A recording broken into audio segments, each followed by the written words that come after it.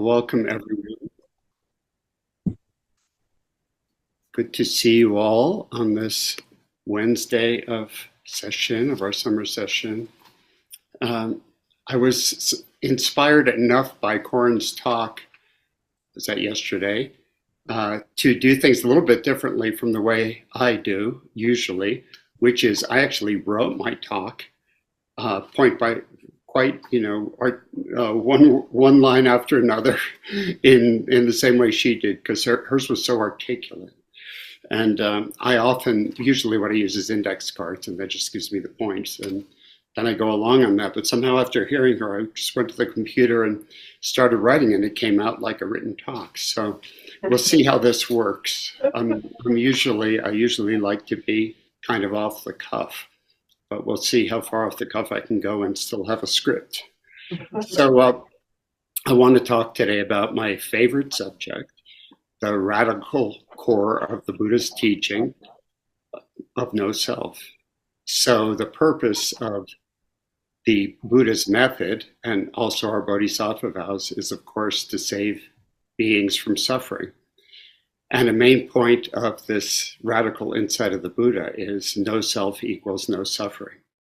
So I think most of us can grasp this intellectually, but no self is not a theory or a belief or any kind of conceptual concept or insight. It's an experience, so we have to experience it directly to know its reality. Of course, that's our business here in sesshin, at least in part. But I think for many practitioners, the actual experience of letting go of the self continues to seem kind of esoteric and distant and far away.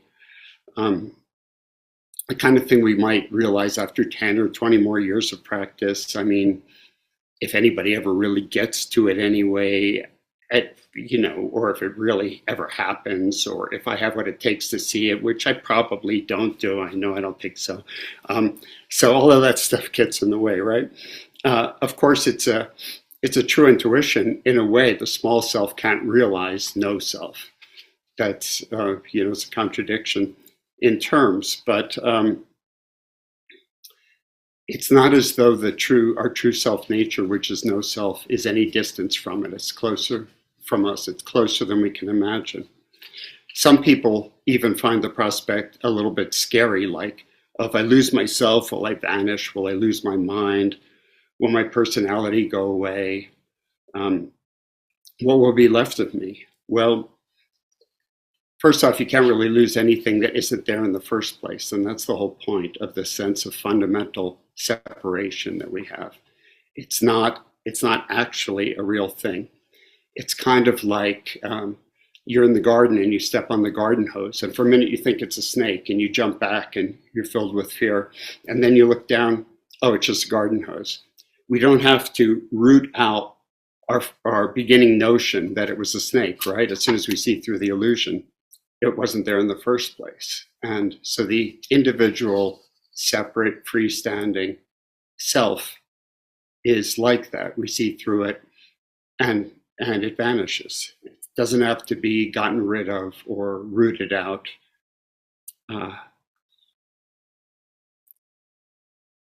So we're still there in terms of our personality. That doesn't go anywhere, but we're more, if anything, fully ourselves when we let go of this false sense of the small, separate self. So all we really lose is the suffering that comes with defending a mistaken story about who we are, which is basic human everyday life. We're doing that all the time. I feel kind of a calling to demystify this notion of no self a little bit, so it doesn't feel so distant and unattainable and esoteric and weird. For instance, a lot of you have been working on the koan who. So it's a great question. Basically, the question is, who are we really? It's in a way, it's our whole subject matter in Zen, is examining the true nature of the self and its relationship to reality. It's the kind of question that brought many of us to Zen in the first place. And it can always be, it's a question that we can always go deeper and deeper with, and there's kind of infinite depth to it. Of course, our true nature is not other than what we are now. But there's a deeper level to that question that a lot of us miss. In a way, every koan's about that same question. Who are we? What are we doing here? What is life on Earth all about? What's the deal? You know, I've been talking to people, of course, a lot of you in Doksan, and a lot of you either have just finished working on or are still working on Nonsense Peony, which is it's one of my favorite koans. It's a great koan, not to be picking and choosing or anything, but I like that one a lot. So in a way, it's about the same thing. You know, what is a flower really? How do we know? Do we know what it really is? Who's the one who's looking? I mean, who's the one who's asking the question? I mean, what's going on with the friggin' flower? So it's in a way an encapsulated set of those questions that we ask about our own lives. And I'm sure we've all felt that. It's like, oh my God, it's like this? What? You know, why is it? Nobody told me, you know, that life was like this. So, you know, what is it really all about? Why is there life and death? What's the deal?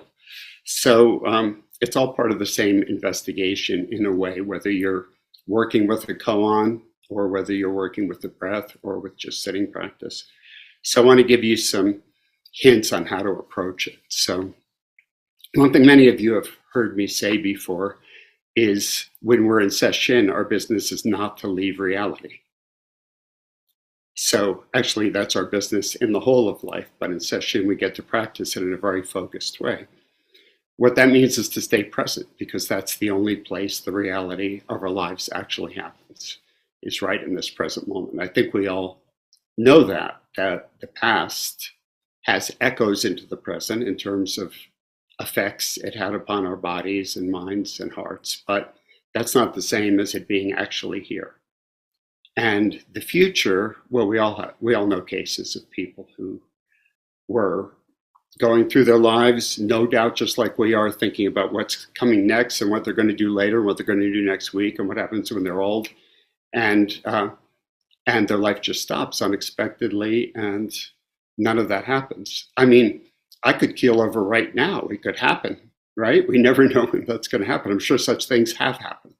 So wouldn't that be a dramatic a way to conclude a Dharma talk if I could time it, right? So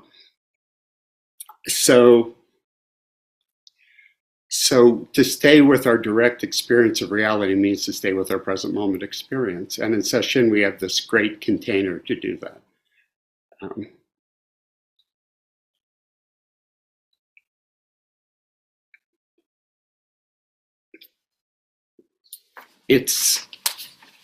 It's the only way we're ever going to find our true nature anyway, right? We're not going to find it in some imaginary other time. Even if we discover our true nature 10 years from now, it will be now when it happens, right? So now's the only place we're ever going to realize ourselves. So if we don't want to miss the truth of our life, which is where we find everything we're looking for, then we need to pay attention to this present moment. It's a good thing to think about. We can not leave reality, which basically happens through thought. We're either thinking about the past, we're thinking about the future, or we're analyzing, conceptualizing this moment. Whichever of those things we're doing, we're removing ourselves from our direct experience. So our job in sesshin is direct experience. Eat when we eat, work when we work, sit when we sit, walk when we walk. Do doksan when we do doksan. Just be present for a week. It's fairly simple. As we all know, it's not easy, right? So,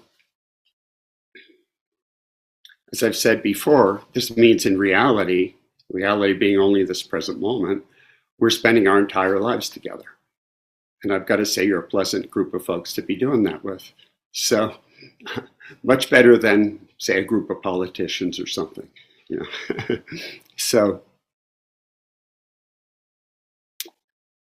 So my point is, if you're going to realize your true nature, we might as well give it our best effort now, because now is the place it lives. It's the only place we're going to find it. So I want to give you a few hints about how we might approach this, and how we might look at the self and our self nature, which is at least a fundamental subject of what we investigate in Zen practice, and how we free ourselves from suffering. So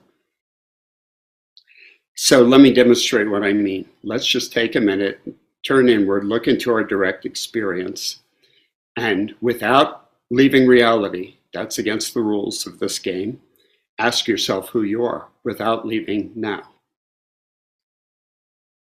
Let's just take a moment and do that.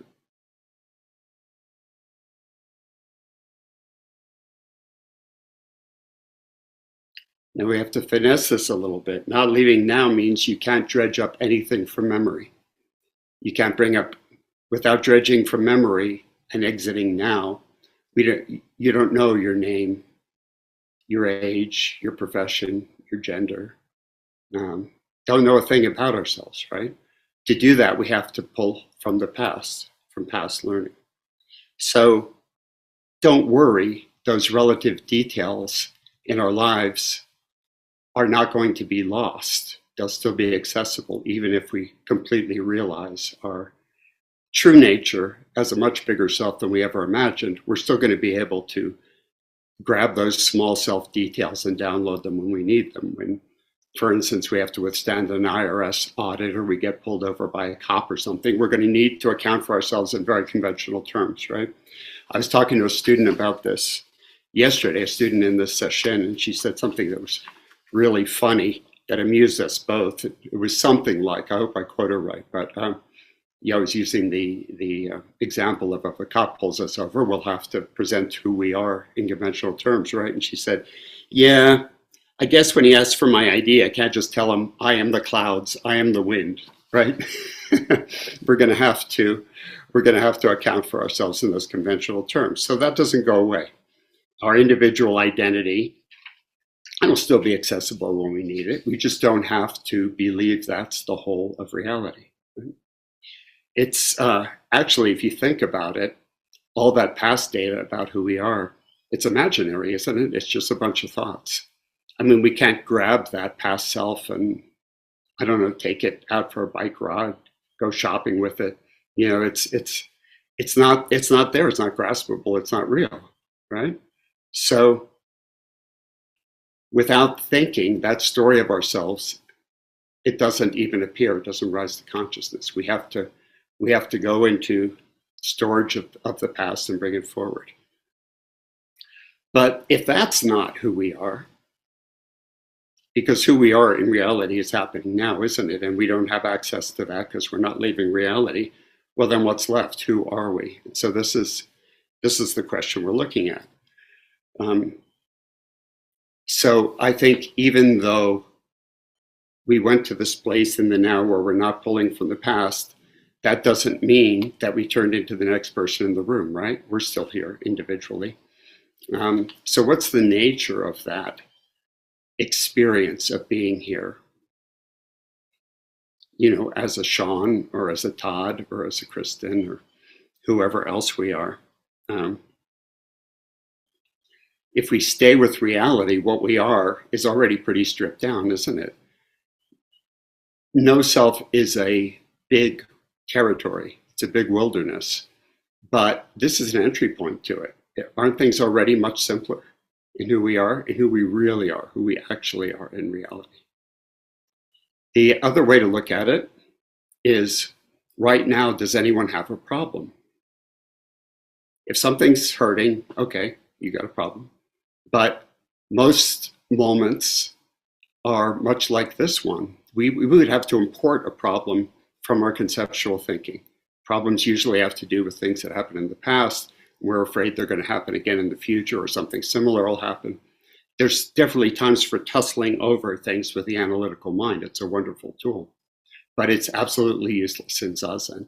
So it's the conceptual mind is kind of a shorthand for reality. It breaks reality into pieces so we can model reality in our minds. And it creates great things. It created the building that the Abbey is housed in, right? That had to be thought of, planned, projected into the future, all of those things.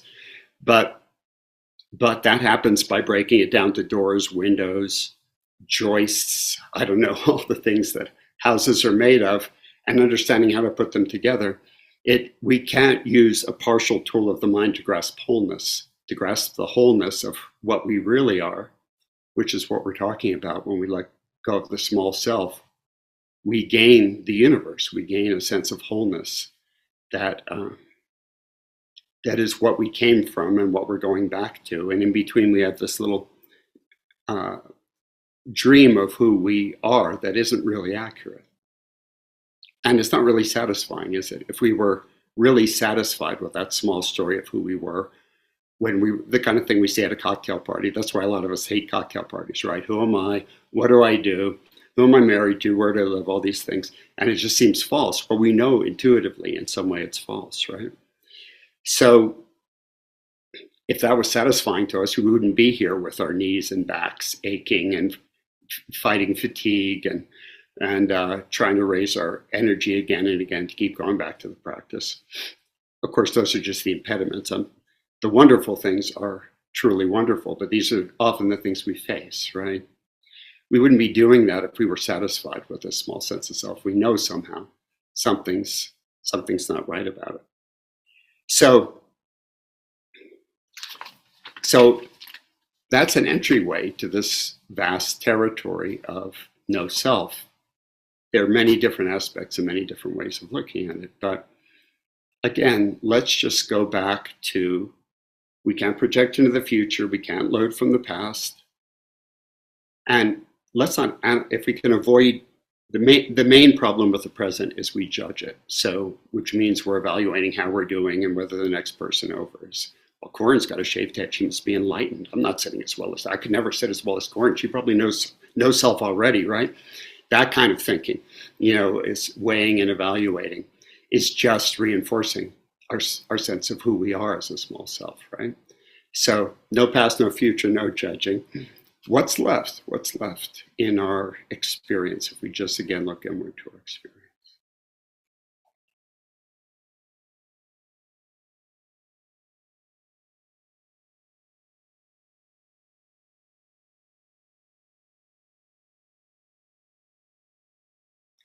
So don't we still feel like we're here?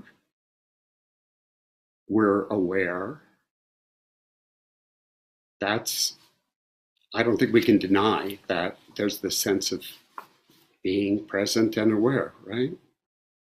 And then there's stuff that comes up in awareness. So perceptions, thoughts, feelings, sensations, whatever. I think if we're looking for our true nature, we know that those objects that appear in awareness, including the whole story of who we think we are, if we download that, those are all objects of awareness. They can't possibly be our true nature because aren't we the ones who are aware of it? So we're standing in that awareness, which is bigger than anything that appears in it, right? Why don't we take a moment and see if we can see how big that awareness is? What I mean is, for right now, just letting any objects that appear in awareness be. And what we're looking at is the space in which things appear. So you'll notice, for instance, that sounds are separated by space. We can more or less tell what direction they're coming from. They're not the same as the next sound. They're often separated from the next sound by space, or even if they overlap, spatially, they're coming from different places. Same thing with our bodies. My sensation right now in the ball of my foot is not the same as the sensation in my shoulder. They appear as though in this space. There's a spatial quality to it. We don't tend to notice the space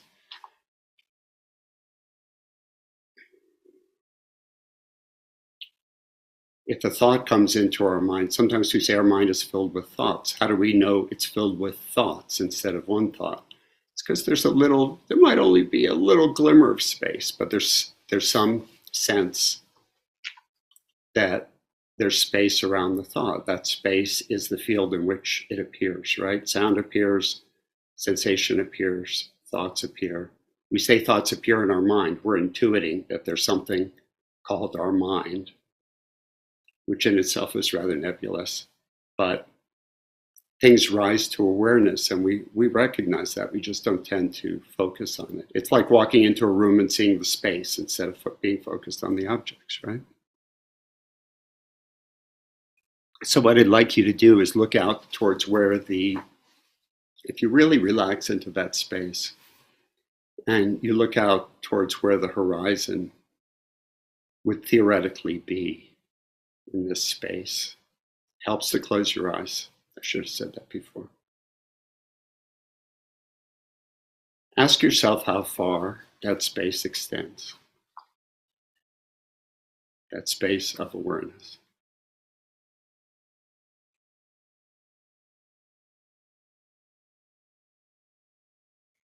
Now, it's not uncommon that people feel like, okay, there's some kind of an edge to it. Surely this awareness doesn't go beyond my aura, or it doesn't go beyond the next street over, or it certainly doesn't go into the next county. But so those are all concepts that may come in and block the actual experience. But the thing to consider is, if you feel that you experience an end or a barrier or a boundary, or an edge to this awareness, then notice that again is just another object appearing in awareness. So awareness is always bigger than anything that appears in it.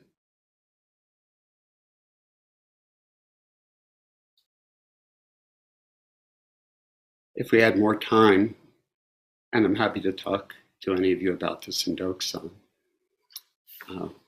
we could explore this more fully and ask some questions about it. But what most people perceive, if you really let your mind stretch out, is that there's no edge to this awareness. We can't tell where it stops. You can try this when you're next on the cushion. Instead of looking, we tend to be fastened on the things that come up in our minds. We don't tend to notice the space of awareness in which it all appears. There's good reason for this evolutionarily. We have a big mesa out here in Taos that just goes on and on and on flat for a long time. And I think 10,000 years ago, if I was a hunter-gatherer here, anything that moved against the space, anything that was an object in that space would be important, because I'm either going to eat it, fight with it, or mate with it, probably, right? So things that move against space are important to our survival. But in sitting practice, anything that appears in the space can't be our true nature, right? In the space of awareness, because that's singular, that's partial. So the conceptual mind likes to break things into pieces so it can move them around and model them, kind of like you manipulate pieces on a chessboard, right? But in the game of Zazen, nobody can win that chess game. So we're going to the more holistic view, the bigger view of who we are. So if I was to ask you who you are right now, you might, for instance, answer, well, I'm a person sitting in a chair. You're trying to keep out of going into the past, right? Because you're following the rules. Okay, I'm a person sitting in a chair. But once you become a person sitting in a chair, in a sense, that's absolutely true, right? You might even present that. You might even present the action of sitting in a chair if you were asked a certain question in examining the koan who. And our individual nature is not separate from our true nature. But once you've made yourself you've decided that you're a person sitting in a chair, then you have to say who's aware of that person sitting in a chair. Once we conceptualize ourselves like that, then we've made who we think we are into an object again. I hope that makes sense. Our question is, who's the subject? Who or what is perceiving these objects that come into awareness? So, didn't Koan quote Dogen as saying something like that, let the myriad things come to rest? This is what I'm talking about. All the stuff that appears in awareness, they're all myriad things. We let them come to rest, and then we're looking at, okay, what's left? Well, if you really look at your awareness and you accept that anything that appears in it, including any edge or boundary, becomes another object of awareness, and therefore awareness is not stopped by it. Most people will agree that our awareness seems to not have edges. It seems to be limitless.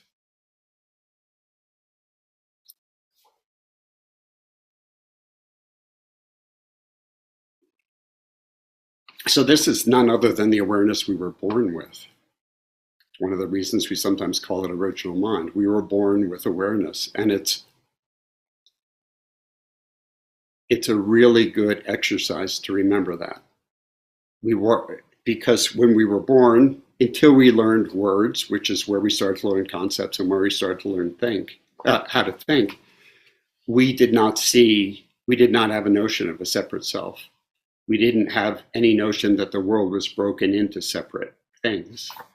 In fact, there's been research done, really interesting research done with people who had congenital cataracts and had surgery. There was a team of physicians in the 1950s who went all over the country, and when cataract surgery became easy and portable, they went all over the country searching for people who'd been blind since birth and removing their cataracts and giving them sight. And Annie Dillard writes about this in her book Pilgrim at Tinker Creek, and it's in the chapter called Seeing. It's a great book about, for lack of a better word, mystical awareness in some sense. Not like we do it, from a different angle, but very illuminating. So she talks about this research that was done, and when people into their 70s, maybe 80s, were given sight suddenly when they never had it, and infants were given sight, and teenagers and children, thousands of people were given sight by this team of physicians.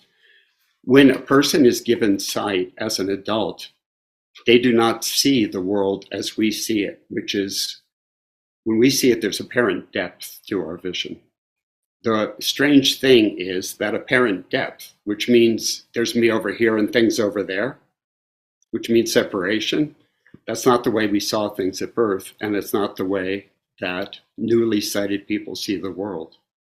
That imposition of me here, stuff over there that isn't me, is that kind of separation is an imposition of the mind. It's a processing that goes on in the mind. People who see the world for the first time when the bandages are taken off, what they see is a flat field of color and shape, like a quilt or like a jigsaw puzzle, just perfectly flat. They don't know what the things are even, because they don't, the way we see things, which is there's an edge. Well, I've got a ping pong table here and a fan over there. The edge of the fan and the edge of the ping pong table, to me, define their separation from each other, right? But what if we saw edges as the way things are joined to the universe instead of the way things are separate from the universe? It's all a concept. It's just conceptual. It's a conceptual addition. Isn't it strange to think the eye and the basic optical function would see everything as, can you even try that now? Try it for yourself. Just look out from where you are, and can you kind of suck the depth of? Imagine how the world would look if we hadn't processed it into separate bits. We built that, we processed it. It's like we built up the world as we see it as separate objects, and we also assembled ourselves in much the same way through conceptual means. It's much like kids build up a Lego set, right? We just took pieces, stuck them together. We took certain pieces and called them me, and certain stuff that the table over there isn't me, the fan's not me. This kind of oblong thing in the bottom of my vision, I know that's my leg, that's part of me. But if I was just given vision, I wouldn't even know that. And we've all seen infants, they don't know this thing waving around in front of their eyes is part of me, and I'll eventually be able to do something with it. It's just like, whoa, look at that, it's floating. What's that? So, of course, the relative side of things we all know well. We need it. We don't want to walk around in that state of oneness all the time. We don't want to become one with the oncoming traffic, right? We want to differentiate ourselves when it's appropriate. But we all tend to come here because we want to see the other side of things. We're missing that sense of unity. So my point being that we're the ones who split the world up into separate pieces and split ourselves up as something separate apart from the world. We could, in fact, even if we could kind of draw that mental sensation of depth and distinction off the world and just see it as those color patches, well, we'd be right embedded in it, wouldn't we? We wouldn't be separate from it, you know? So we don't want to think about this all too much. Like I say, it's experience, looking at things through this kind of a thought experiment. Okay, if we let go of objects of awareness, we rest in awareness, we look how far it goes, we understand that anything that appears in it can't be as big as the awareness.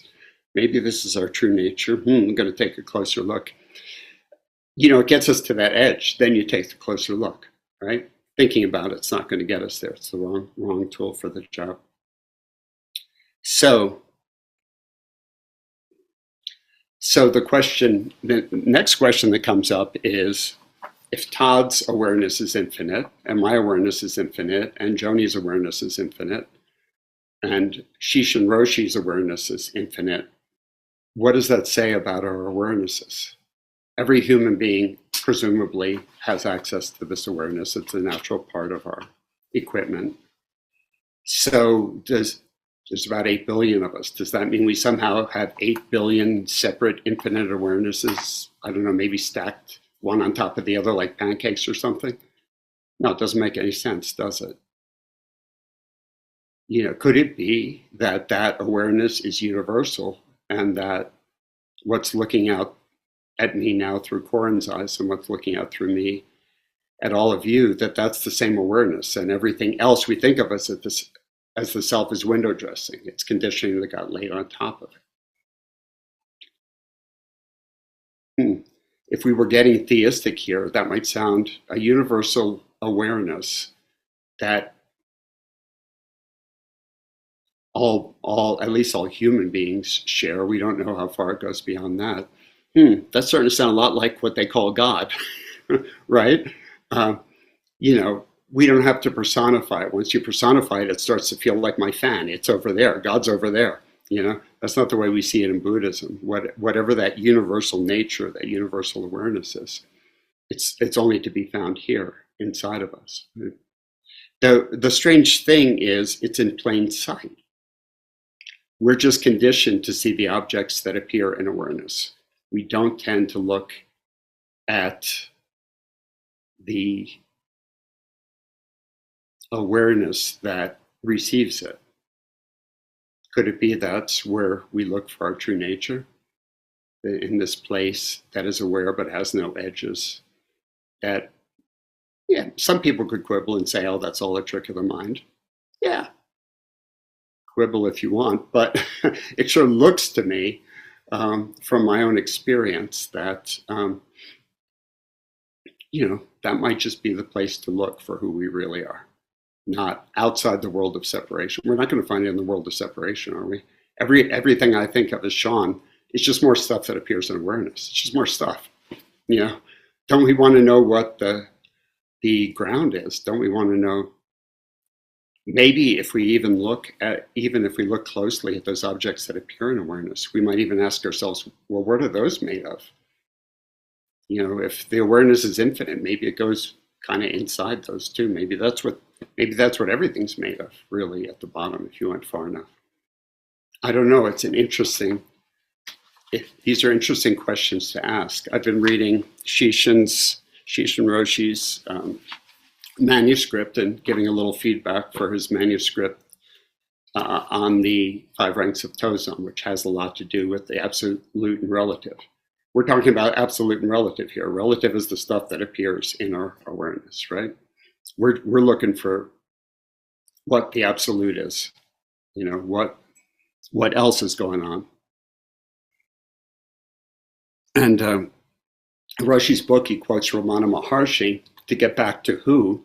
There's a method of self-inquiry that's used in the non-dual school of Hinduism. It's kind of epitomized by Ramana Maharshi, great Indian saint. Yeah, we're not the only ones who know about non-duality. So they use this method of self-inquiry that's very similar. It's like, well, who's having this experience now?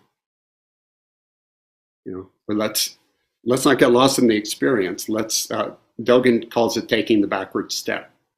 Take the backward step. Okay, what's receiving all this? What's more of a ground than the things that appear in the ground? So they keep asking, and then when you think you found something else, you ask again. Okay, who's perceiving this? Well, I have a perception now that's a little bit bigger of somebody perceiving this, maybe. Well, who's perceiving that? And in fact, let's try that for just a minute. So let's go back to that awareness. Got stuff passing through it. The stuff passing through it is not our main point. So we're undeniably aware of things that are arising. So for the moment, let's accept, okay, that's a truer nature, at least, than what we normally live with. Can we kind of freeze a sense of a bigger self out of that? Okay, so this is me now. I got the real thing. It's this big awareness. This is a true self. Can you feel that kind of as selfing? Can you kind of let it crystallize into a sense of self? But then you have to ask, so who's aware of that? Right? Oops. So my awareness must be bigger than the awareness that I was just looking at. Okay, now I've got it. Now it's really big. Okay, let's focus there. Okay, I feel I'm really big. I got a really big sense of self going. All right, let's crystallize that. Yeah, I found it now. Wait a minute. But wait a minute, who's aware of that? Right? It's, the phrase reductio ad absurdum. That's what we've got here. You keep stepping backward from what we think is the self, and you can go on forever. You can spend the rest of the session doing this, and you'll never get to an ultimate self where it all stops, right? It's like a hall of mirrors. When we talk about no self, could that be some of what we're talking about? Again, not to think about it. We might have a thought about it. I'm speaking in thoughts, aren't I? You're receiving my thoughts. But then we go and we check it out through experience, not thinking about it. You can go and do that, stepping back and back and back for yourself and see where it leaves you. Well, the Ramana Maharshi quote that I'm trying to get around to is, he says the question, I'm going to paraphrase him a little, the question who is not really meant to get an answer. The question who is meant to dissolve the questioner. So ultimately, how far into yourself can you go and see if there's really what the questioning of all the koans and the questioning of who and mu and all of that does is lead us deeper and deeper and deeper into the great mystery that is our life. It's not going to yield an A plus B equals C kind of answer to what existence is and why we're here. But the more we penetrate into the mystery, the more we can the more we become certain of its deep significance and profundity, even if we can't grasp it. So deep significance and profundity of who we actually are, which that's more than enough for this journey. We touch that, we won't have a problem. It's like what's the poet Rilke says something like in his letters to a young poet, he says something like, you'll eventually live through to the answers. So we eventually practice through to innately feeling the truth of our existence and who we are. So anyway, that's probably enough talking. Let me see if I wrote a brilliant conclusion, or even a moderately okay conclusion. A useful conclusion. So, there's a famous Suzuki Roshi quote that I wanted to share, which is, he's talking about exactly this, the difference between awareness and objects of awareness, or if you like, the absolute and the relative. He says the foreground of life is always losing its balance against the background of perfect balance. Isn't that great? The awareness is untroubled by what appears in it. If we accept that that's fundamental to our nature, there's some part of us that is not upset by whatever problems or issues we're going through. In fact, we have to step out of reality. Unless we're hurting right now, which sometimes happens, but if we're not hurting right now, we would have to step out of reality to find a problem, right? Sometimes we have to tussle with the problem because that's the relative side of life and we have to sort things out. So, we got to take care of the relative side. That's part of practice too. But boy, it sure puts things in a different perspective when you really see that. Oh, I got to make up a problem for there to be a problem. Even if you are hurting right now, maybe it's not a problem, If we're not trying to get away from it or make something better, isn't that what the ego self, small self, is always doing?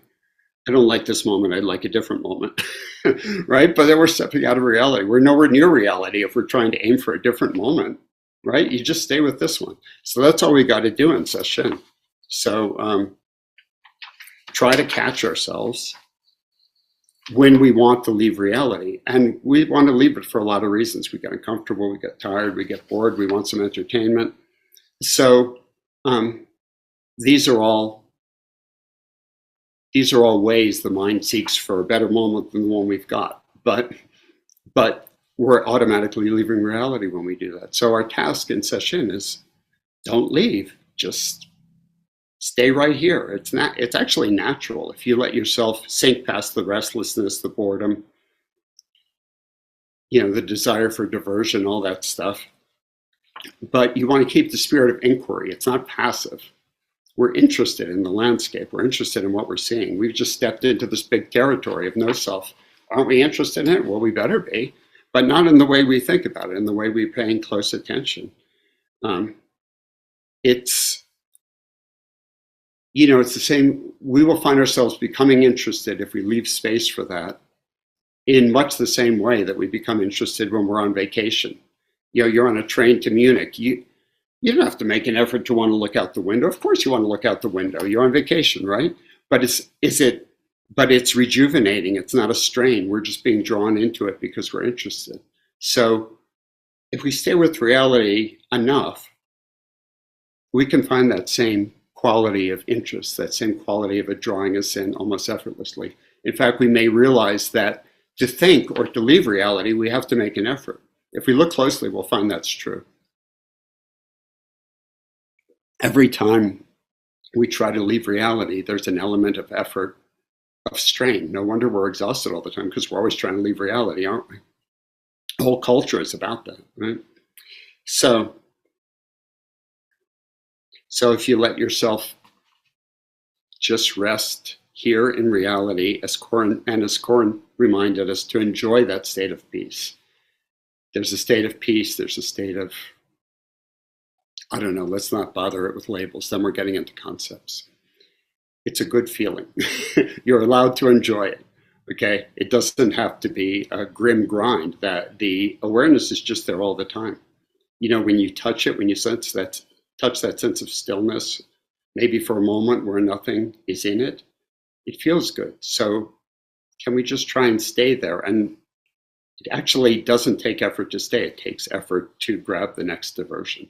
So see if that's not true. And then if you don't like any of this, come and complain to me in Dokusan. That's what I'm there for. So, and we'll talk about it further. But yeah, give it a try. This is a great adventure we're setting off on into this realm of no self. And it's right here in front of us. That's what we're here for. So let's take a look and see what we find. Thank you all for being here.